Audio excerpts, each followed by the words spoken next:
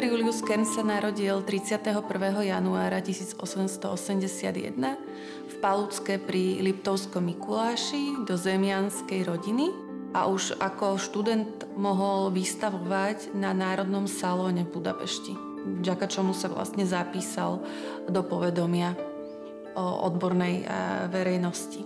Napriek tomu, že v Budapešti mal vybudované také veľmi dobré zázemie, tak sa rozhodol, že sa vráti domov na Liptov v roku 1901. Celý život prežil na tom Liptove, keď vynímame nejaké pracovné cesty, tak v podstate celý život bol v tej Palucke, na tej rodinnej usadlosti, kde žil a tvoril a inšpiráciou mu bol predovšetkým samotný Liptov.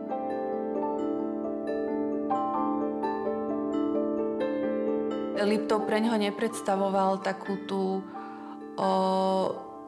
formu niečoho, čo chce spoznať, niečoho nepoznaného, čo ho fascinuje. Práve naopak vyslovene ten Liptov poznal a tým pádom, že v ňom toľko žil a mal ho naozaj rád, má taký špecifický vlastne náboj.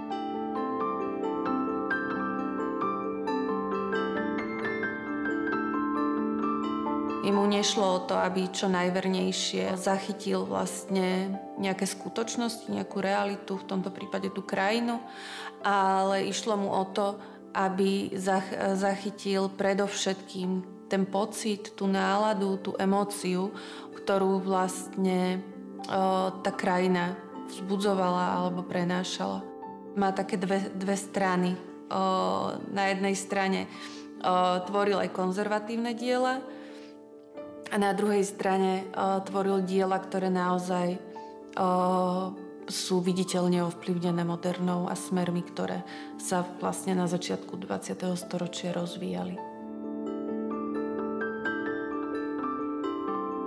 On bol odporcom v podstate takého formalistického ponímania umenia, že by umelecké dielo malo byť vlastne formálnou hrou geometrických tvarov a farieb, línií a tak ďalej. A nechcel, aby umelec ako taký, alebo umelci, aby spadli do tejto formalistickej maniere. Využíval aj normálnu olejomalbu, a pracoval veľmi často aj s pastelom. Zatiaľ, čo pre tie olejomalby je charakteristická viac taká gestickosť, a expresívne ťahy štecom sú podstatne dynamickejšie, tak tie pastely sú oveľa pokojnejšie, umiernenejšie.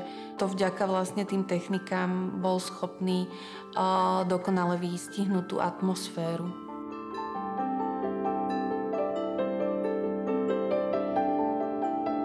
Po svojej tvorbe sa venoval predovšetkým komorným formátom, ale pre rannú tvorbu sú charakteristické aj obrazy väčších rozmerov, ako je to napríklad pri obraze Ochranca, ktoré patrí k vrcholným dielam vlastne Petra Juliusa Kerna a v podstate dielo má symbolický podtext.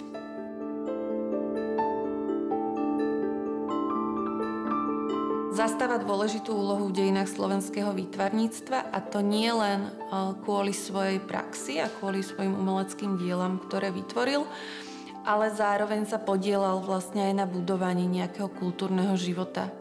Spolu zakladal spolok slovenských umelcov, ktorý mal združovať vlastne skladateľov, maliarov, hudobníkov.